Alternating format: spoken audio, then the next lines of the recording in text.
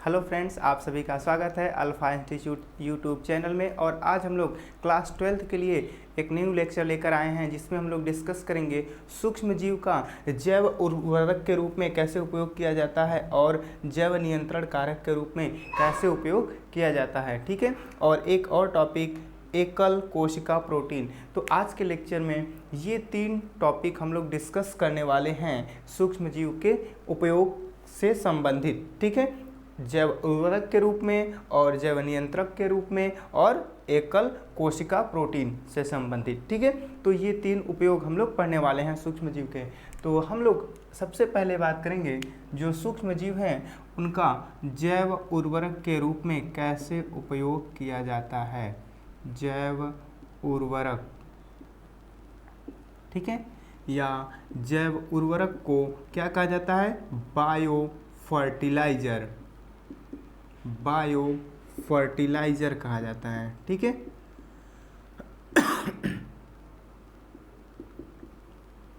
तो bio fertiliser या जैव उर्वरक सामान्यतः क्या होता है कि हम लोग खेतों में क्या करते हैं, जो खेती करते हैं, सब्जियां उगाते हैं या धान लगाते हैं, गेहूं लगाते हैं। ठीक है, तो सामान्यतः हम लोग खेतों में क्या करते हैं, रासायनिक उर्वरक का प्रयोग करते हैं। क्या करते हैं? रासायनिक उर्वरकों का प्रयोग करते हैं, जैसे डाई है, यूरिया है, पोटास है, ठीक है, माइक्रो न्यूट्रिएंट्स हैं, इनका हम क्या करते हैं वहाँ पे प्रयोग करते हैं। ठीक है, तो इन सभी उर्वरकों के प्रयोग से क्या होता है कि सामान्यतः जो भूमि की उर्वरता है वो क्या होती है, खत्म हो जाती है कुछ समय के बाद। और ये तो कुछ न कुछ क्या होते हैं, थोड़ा बहुत हानिकारक जरूर होते हैं। ठीक है, खेत के लिए, उर्वरता के लिए। या फिर क्या कर सकते हैं हम लोग, जो जैविक खाद है उसका प्रयोग कर सकते हैं। लेकिन यहाँ पे देखिए, हम लोग आज ऐसे टॉपिक्स पढ़ेंगे जिसमें क्या करेंगे, हम लोग जैव उर्वरक का प्रयोग करेंगे, बायो फर्टिलाइजर का प्रयोग करेंगे। ठीक है, हम लोग क्या करने वाले हैं, जो सूक्ष्म जीव होते हैं, सूक्ष्म जीवों को जैव उर्वरक के रूप में प्रयोग करने वाले हैं। सूक्ष्म जीव को, ठीक है, अर्थात जीवाणुओं को या कवकों को क्या करेंगे, सूक्ष्म जीव को जैव उर्वरक के रूप में या बायो फर्टिलाइजर की तरह उपयोग करेंगे। ठीक है, तो आप लोग जानते हैं कि जो पौधे होते हैं, पौधों को किसकी आवश्यकता होती है? नाइट्रोजन की आवश्यकता होती है। ठीक है, किसकी आवश्यकता होगी? नाइट्रोजन की आवश्यकता होगी। और लेकिन क्या होता है कि जो मिट्टी है, मिट्टी में नाइट्रोजन होता है, ठीक है, कुछ नाइट्रोजन होगा। और जो पौधे होते हैं, वह पौधे जो वायुमंडल में नाइट्रोजन है उसको सीधे तौर पे स्वतंत्र रूप से वो अवशोषित नहीं कर पाते। अगर वायुमंडल की बात करते हैं तो वायुमंडल में नाइट्रोजन का परसेंटेज लगभग कितना है? 78% क्या है? नाइट्रोजन गैस है या N2 है। ठीक है, नाइट्रोजन गैस का परसेंटेज कितना है वायुमंडल में? अबाउट या लगभग 78% है। लेकिन इस स्वतंत्र नाइट्रोजन को पौधे सीधे तौर पे या स्वतः सीधे अवशोषित नहीं कर पाते या उपयोग नहीं कर पाते। ठीक है, पौधे क्या करते हैं, इस नाइट्रोजन को उपयोग नहीं कर पाते हैं सीधे। अब ये जो नाइट्रोजन है, ये इनको उपलब्ध कराने का काम कौन करता है? सूक्ष्म जीव करते हैं। क्या करते हैं? सूक्ष्म जीव करते हैं। वो क्या करते हैं, सीधे वायुमंडल की जो नाइट्रोजन है उसको अमोनिया या नाइट्राइट या नाइट्रेट में क्या करते हैं, बदल देते हैं। ठीक है, तो इस तरह से ये जो सूक्ष्म जीव होते हैं क्या करते हैं, जैव उर्वरक के रूप में कार्य करते हैं। अगर हम बात करते हैं कि जो सूक्ष्म जीव हैं वह कितने प्रकार के होते हैं, किस तरह से क्या करते हैं, वायुमंडल की नाइट्रोजन को स्थिरीकरण करते हैं, तो सबसे पहले हम लोग बात करते हैं अमोनिकारक जीवाणु की। किसकी? अमोनिकारक जीवाणु। अमोनिकारक जीवाणु। ठीक है, देखिए अमोनिकारक जीवाणु क्या करते हैं, ये ऐसे जीवाणु होते हैं जो क्या करते हैं, जो स्वतंत्र नाइट्रोजन है इसको क्या करते हैं, अमोनिया में बदल देते हैं। किसमें? NH3 में बदल देते हैं। ठीक है, जो अमोनिकारक जीवाणु हम लोग किसको कहेंगे? ऐसे जीवाणु जो क्या करते हैं, नाइट्रोजन को, स्वतंत्र नाइट्रोजन को अमोनिया में बदल देते हैं, ऐसे जीवाणुओं को अमोनिकारक जीवाणु कहा जाता है। अगर एग्जाम्पल की बात करते हैं तो इसका एग्जाम्पल हो जाएगा एज़ोटोबैक्टर। क्या होगा? एज़ोटोबैक्टर। और क्या होगा? राइजोबियम। राइजोबियम और एज़ोटोबैक्टर, ये क्या करते हैं, स्वतंत्र नाइट्रोजन को अमोनिया में बदल देते हैं। कैसे बदलते हैं? देखिए यहाँ पे हो गया यह N2 प्लस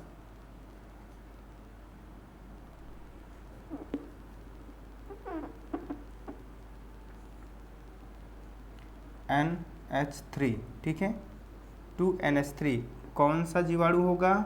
एज़ोटोबैक्टर, ठीक है। एज़ोटोबैक्टर क्या करता है, नाइट्रोजन को अमोनिया में बदल देता है, ठीक है, समझ में आया? कौन सा जीवाणु? एज़ोटोबैक्टर और राइजोबियम, ये क्या करते हैं, अमोनिया में बदलने का कार्य करते हैं। किसको? स्वतंत्र नाइट्रोजन को, ठीक है, समझ में आया ना? तो ऐसे जीवाणु जो क्या करते हैं, स्वतंत्र नाइट्रोजन को अमोनिया में बदल देते हैं, उन जीवाणुओं को अमोनिकारक जीवाणु कहते हैं। उदाहरण के लिए राइजोबियम और एज़ोटोबैक्टर, ठीक है। तो राइजोबियम का नाम आप लोगों ने पहले भी सुना होगा। जो दलहनी फसलें होती हैं, लेगुमिनेसी कुल के पौधे होते हैं, जैसे मटर, चना, मटर का पौधा देखा है, चना, तो आप उसके मटर के पौधे के जड़ में देखेंगे, वहाँ पे क्या होता है, छोटी छोटी गांठें होती हैं। उन गांठों में क्या होता है, राइजोबियम बैक्टीरिया या जीवाणु क्या होता है, उपस्थित होता है, प्रेजेंट होता है, ठीक है, समझ में? तो ये जीवाणु क्या करते हैं, जैव उर्वरक के रूप में कार्य करते हैं। दूसरा देखिए क्या होगा, नेक्स्ट नाइट्रीकारक।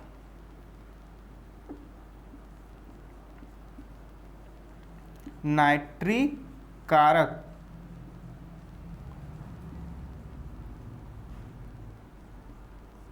जीवाणु, ठीक है, कौन सा जीवाणु, नाइट्रीकारक जीवाणु। देखिए ये ऐसे जीवाणु होते हैं जो क्या करते हैं, अमोनिया को, किसको, अमोनिया को, NH3 को किस में बदल देते हैं, नाइट्राइट और नाइट्रेट में बदल देते हैं। ये देखिए NO2 माइनस क्या होता है, नाइट्राइट होता है, और NO3 माइनस क्या होता है, नाइट्रेट होता है। तो ये जीवाणु अमोनिया को नाइट्राइट और नाइट्रेट में बदल देते हैं। क्या करते हैं, बदल देते हैं। समझ में आया? बहुत ही आसान है। क्या करते हैं ये जीवाणु, अमोनिया को नाइट्राइट और नाइट्रेट में बदलते हैं। तो देखिए अब यहाँ पे कुछ जीवाणु ऐसे होते हैं जो अमोनिया को नाइट्राइट में बदलते हैं, और कुछ ऐसे होते हैं जो अमोनिया को नाइट्रेट में बदलते हैं, ठीक है। तो चलिए यहाँ पे देखते हैं कौन सा जीवाणु क्या करता है। जो NH3 है, ठीक है,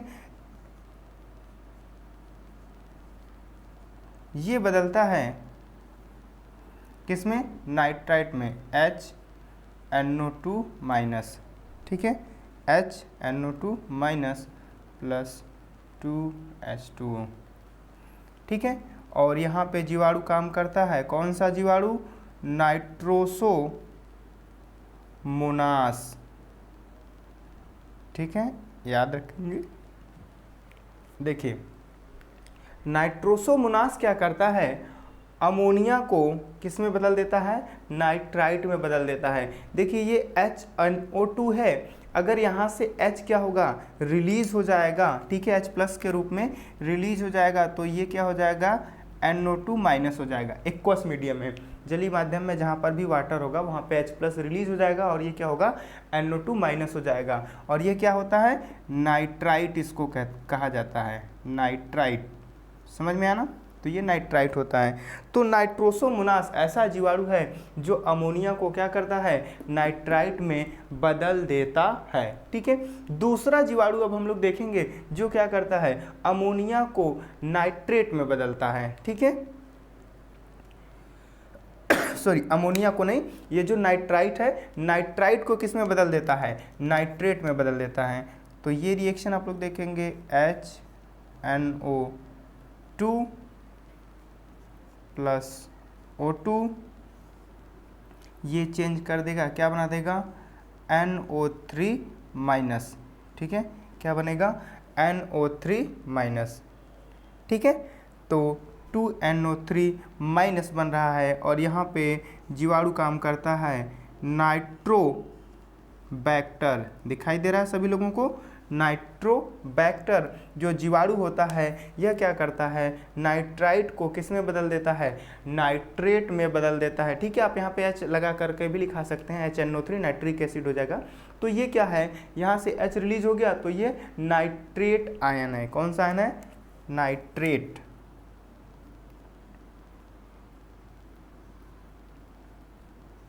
ठीक है, तो इस प्रकार से ये जीवाणु क्या करते हैं, नाइट्रोजन को नाइट्राइट, नाइट्रेट और अमोनिया में बदलने का काम करते हैं। और फिर पौधे क्या कर सकते हैं, इस अमोनिया को, अमोनियम आयन को या फिर नाइट्राइट आयन को या नाइट्रेट आयन को क्या करते हैं, उपयोग कर लेते हैं सीधे तौर पे।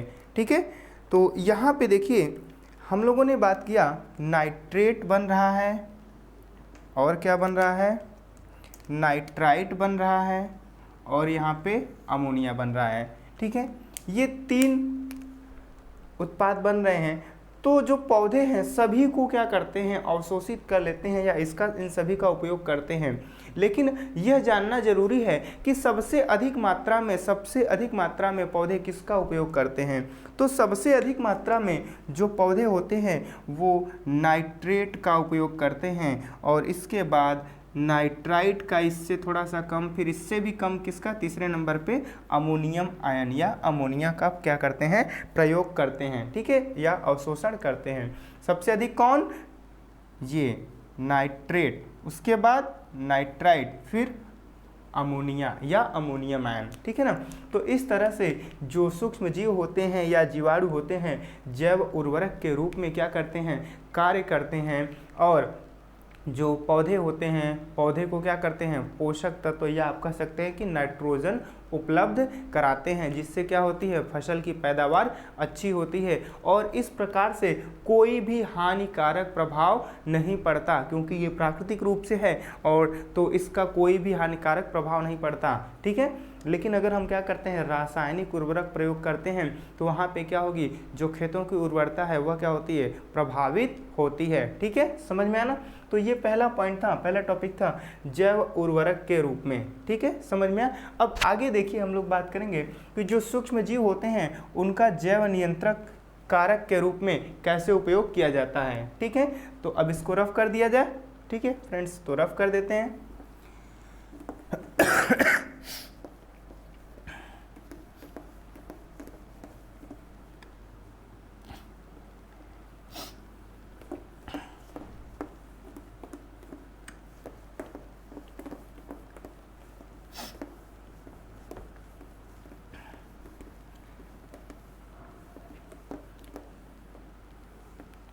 ठीक है फ्रेंड्स, तो आगे नेक्स्ट टॉपिक है जैव नियंत्रक कारक के रूप में सूक्ष्मजीव।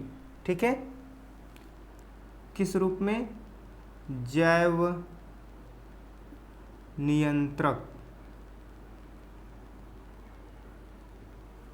ठीक है, जैव नियंत्रक के रूप में सूक्ष्मजीव। देखिए सामान्यतः जो फसलें होती हैं उनमें क्या होता है, विभिन्न प्रकार के रोग लगते रहते हैं। ठीक है, जैसे कैटरपिलर है, पत्तियों को खा जाता है, या फिर पीड़क हैं, बॉल वार्म है, फ्रूट फ्लाई है, वो सभी क्या करते हैं, फसलों को नष्ट करते रहते हैं हमेशा, आप लोग जानते हैं। और उन फसलों को बचाने के लिए व्यक्ति क्या करता है, किसान क्या करता है कि कीटनाशक का प्रयोग करता है। किसका प्रयोग करता है, कीटनाशक का प्रयोग करता है। ठीक है, तो हम लोग क्या करते हैं, जब खेतों में बहुत ज़्यादा कीड़े लग जाते हैं या कोई रोग लग जाता है तो कीटनाशक का प्रयोग करते हैं ना।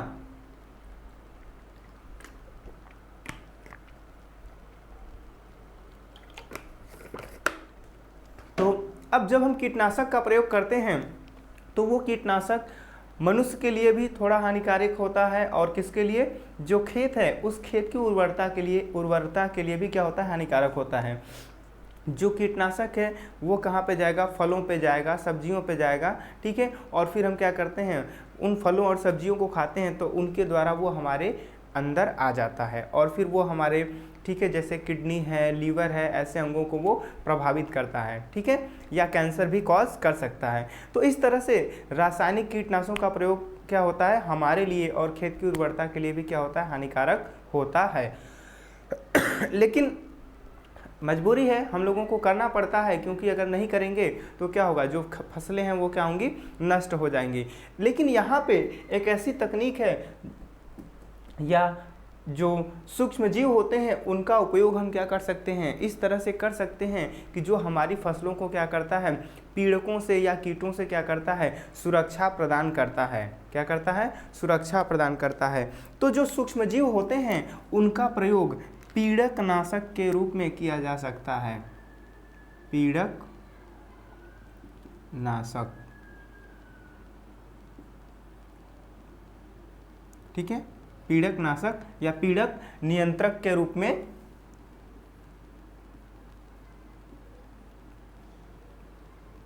किया जाता है, ठीक है। किसका, सूक्ष्म जीव का, ठीक है, समझ में आया ना, किसका प्रयोग करेंगे, सूक्ष्म जीव का, अर्थात जीवाणु का आप कह सकते हैं, ठीक है ना। तो पीड़क जो भी क्या होते हैं, जैसे लार्वा होते हैं कीटों के, उनको हम क्या कहते हैं, पीड़क कहते हैं। बॉलवर्म होते हैं, वो क्या करते हैं, फसलों को क्या करते हैं, नष्ट करते हैं, फलों को नष्ट कर देते हैं। तो उन सभी को, कीटों को हम क्या करते हैं, पीड़क कहते हैं। तो इन कीटों को नष्ट करने के लिए हम क्या करते हैं, सूक्ष्म जीव का उपयोग करते हैं। हम क्या करते हैं, पीड़क नाशक के रूप में सूक्ष्म जीव का प्रयोग करके क्या करते हैं, पीड़क प्रतिरोधी क्या बनाते हैं, फसलों का निर्माण करते हैं। क्या करते हैं, पीड़क प्रतिरोधी, पीड़क प्रतिरोधी फसलें बनाई जाती हैं। क्या की जाती हैं, पीड़क प्रतिरोधी फसलें बनाई जाती हैं। कैसे फसलें बनाई जाएंगी ये, अगर हम इसके एग्जाम्पल की बात करते हैं तो इसके बहुत सारे एग्जाम्पल्स हैं। जैसे है बीटी कॉटन, क्या है, बीटी कॉटन है, बीटी ब्रिंजल है, ब्रिंजल मीन्स बैगन, ठीक है, और भी बहुत सारे फसलें हैं एक्सेट्रा या आदि। तो बीटी कॉटन, बीटी ब्रिंजल, ठीक है, बीटी पोटैटो, टोमेटो, इस तरह से बहुत सारी फसलें क्या होती हैं, बनाई गई हैं, ठीक है, जो क्या होती हैं, पीड़कों के प्रति अधिक प्रतिरोधी होती हैं, अर्थात उसमें पीड़क उनको नष्ट नहीं कर पाते। तो ये फसलें कैसे बनाई जाती हैं, देखिए ये जो बीटी कॉटन है इसमें हम लोग डिस्कस करेंगे बीटी कॉटन क्या है, ठीक है, बीटी कॉटन। तो बहुत इंपॉर्टेंट है फ्रेंड्स ये बीटी कॉटन। देखिए यहाँ पर कॉटन का मतलब तो आप लोग समझते हैं कपास, कॉटन प्लांट। बीटी का मतलब क्या है, देखिए जो बीटी शब्द ये लिया गया है एक जीवाणु से लिया गया है, बैसिलस थुरिंजिएंसिस,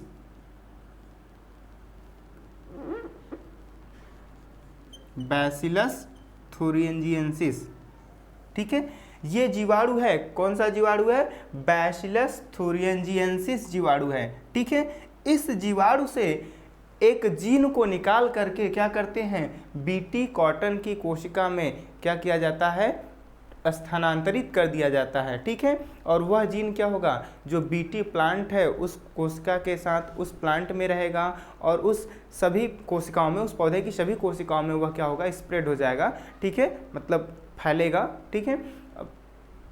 बीटी कॉटन की सभी कोशिकाओं में क्या, एक कोशिका में क्या किया जाएगा, बैसिलस थुरिंजिएंसिस का जीन डाल दिया जाएगा, ठीक है। उसके बाद क्या होगा, उस कोशिका से क्या बनाया जाएगा, बीटी कॉटन प्लांट डेवलप किया जाएगा टिश्यू कल्चर के द्वारा, ठीक है। फिर वो जो प्लांट होगा उस प्लांट में क्या होगा, पीड़क प्रतिरोधी क्षमता होगी। कैसे होगी, देखिए यहाँ पे समझिएगा, बहुत आसान है। जो बैसिलस थुरिंजिएंसिस है, देखिए बी यहाँ से लिया गया है और टी यहाँ से लिया गया है, ठीक है। तो बीटी, मीन्स बैसिलस थुरिंजिएंसिस, यहाँ से इसका जीन निकाला जाता है। कौन सा जीन निकाला जाता है?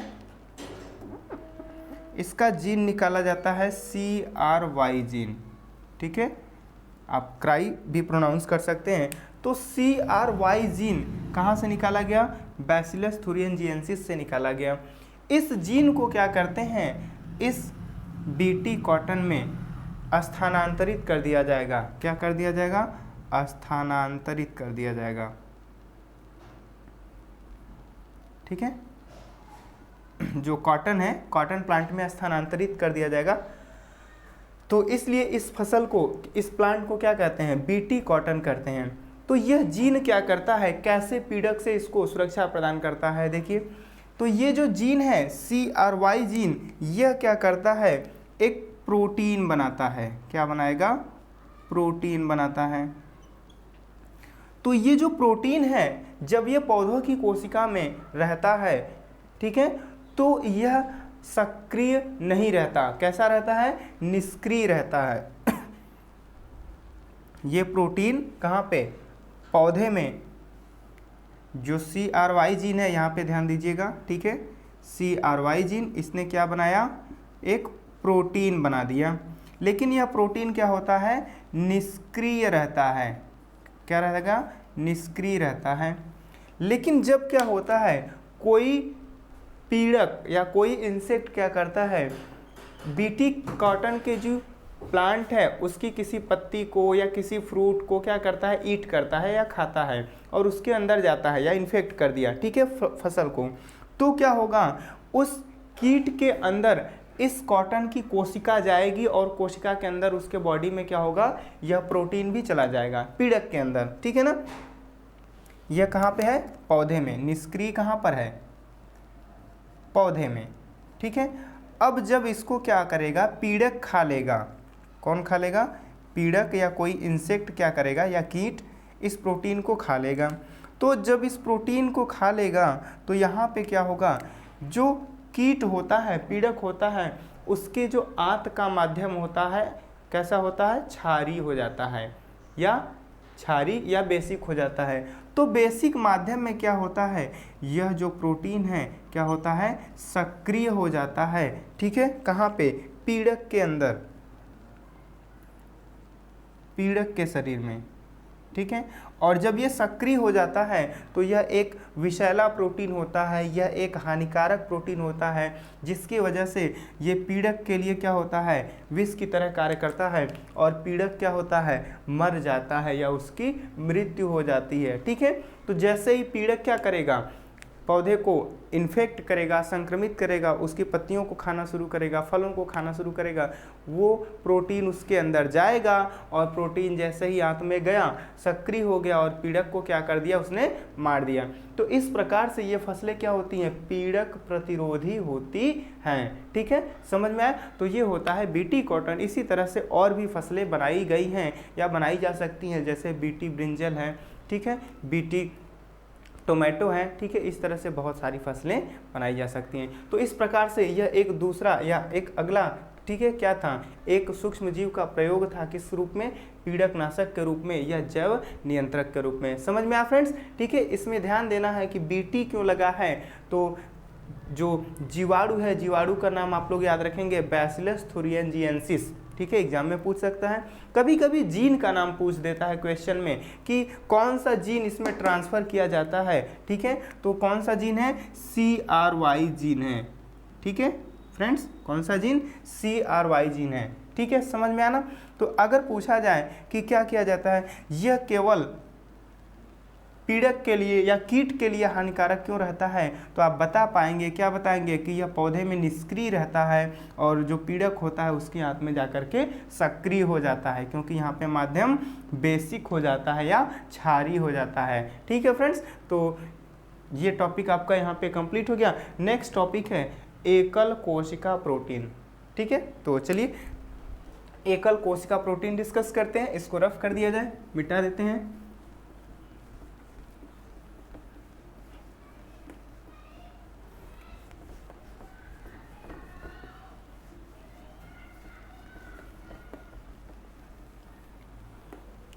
एकल कोशिका प्रोटीन, एकल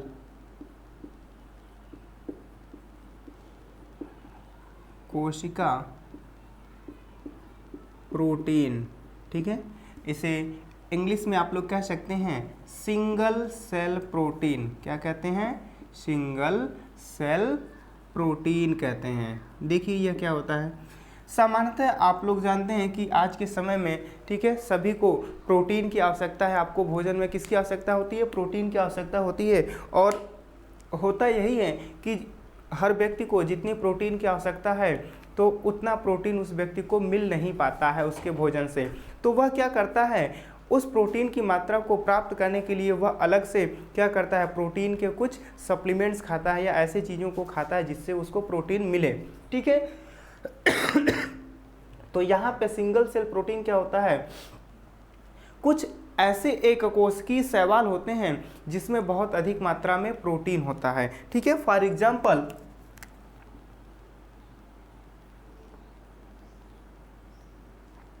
स्पाइरुलिना, ठीक है, ये एक कोशिकीय शैवाल होता है। क्या होता है? एक कोशिकीय शैवाल, अर्थात सूक्ष्म जीव हो गया। एक कोशिकीय शैवाल, ठीक है, एक कोशिकीय शैवाल होता है स्पाइरुलिना, ठीक है। तो स्पाइरुलिना ऐसा शैवाल होता है जिसमें बहुत ही अधिक मात्रा में प्रोटीन प्रेजेंट होता है, ठीक है। स्पाइरुलिना में क्या होता है? प्रोटीन होता है। इसमें इससे क्या प्राप्त होता है? प्रोटीन प्राप्त होता है, ठीक है, प्रोटीन प्राप्त होता है। तो देखिए, क्योंकि इसमें बहुत अधिक मात्रा में प्रोटीन होता है और यह केवल एक कोशिकीय शैवाल होता है, इसलिए इसको क्या कहते हैं? एकल कोशिका प्रोटीन कहते हैं या सिंगल सेल प्रोटीन कहते हैं, या शॉर्ट में सिंगल सेल प्रोटीन का शॉर्ट फॉर्म क्या हो जाएगा? SCP हो जाएगा, ठीक है। तो SCP का फुल फॉर्म आप लोग याद रखेंगे, क्या होता है? सिंगल सेल प्रोटीन होता है, ठीक है। या कभी कभी यह पूछ दिया जाता है कि सिंगल सेल प्रोटीन क्या है? ऑप्शन रहेगा, उसमें बहुत सारे ऑप्शंस रहेंगे। एक ऑप्शन रहेगा स्पाइरुलिना। तो स्पाइरुलिना क्या होता है? सिंगल सेल प्रोटीन होता है, ठीक है, समझ में आया? तो इसमें अधिक मात्रा में प्रोटीन होता है, इसलिए इस एल्गी का यूज एज ए फूड हम लोग कर सकते हैं, ठीक है। तो इस एल्गी का क्या किया जाता है? कल्चर किया जाता है बड़े पैमाने पे, ठीक है। और कल्चर करने के बाद इस एल्गी से प्रोटीन प्राप्त किया जाएगा और उसको क्या किया जाता है? टैबलेट या कैप्सूल के फॉर्म में बनाया जाता है, ठीक है। किस फॉर्म में? कैप्सूल या टैबलेट के फॉर्म में क्या किया जाएगा? प्रोटीन्स को बनाया जाएगा, प्रोटीन्स को कैप्सूल में पैक कर दिया जाएगा और फिर इसको क्या किया जाएगा? मार्केट में, ठीक है, सेल कर दिया जाएगा, जिसको लोग क्या करते हैं? एज ए डेली रूटीन में अपने शामिल कर लेते हैं, ठीक है। जैसे रिवाइटल्स वगैरह आते हैं तो व्यक्ति क्या करते हैं? उनको स्वस्थ रहने के लिए, थोड़ा सा हेल्दी रहने के लिए, ठीक है, एनर्जेटिक रहने के लिए, ठीक है, क्या करते हैं? कैप्सूल्स खा सकते हैं, ठीक है। तो ये प्रोटीन्स के क्या किए जाते हैं? कैप्सूल्स बनाए जाते हैं, जिसको लोग क्या करते हैं? उपयोग करते हैं या खाते हैं, ठीक है। तो बहुत इंपॉर्टेंट है सिंगल सेल प्रोटीन। 60 क्वेश्चन पूछा जाएगा। एकल कोशिका प्रोटीन क्या होती है? तो आप कहेंगे कि ऐसी एक कोशिकीय शैवाल होते हैं जिनमें बहुत ही अधिक मात्रा में प्रोटीन होता है, जिन्हें क्या कहा जाता है? एकल कोशिका प्रोटीन कहा जाता है, ठीक है। और फॉर एग्जांपल स्पाइरुलिना, ठीक है। तो और भी एल्गी हो सकते हैं, ठीक है। तो मोस्टली क्या है? मोस्ट इंपॉर्टेंट है स्पाइरुलिना, ठीक है। समझ में आया फ्रेंड्स? तो बस आज के लेक्चर में बस इतना ही। इसके बाद हम लोग क्या करेंगे?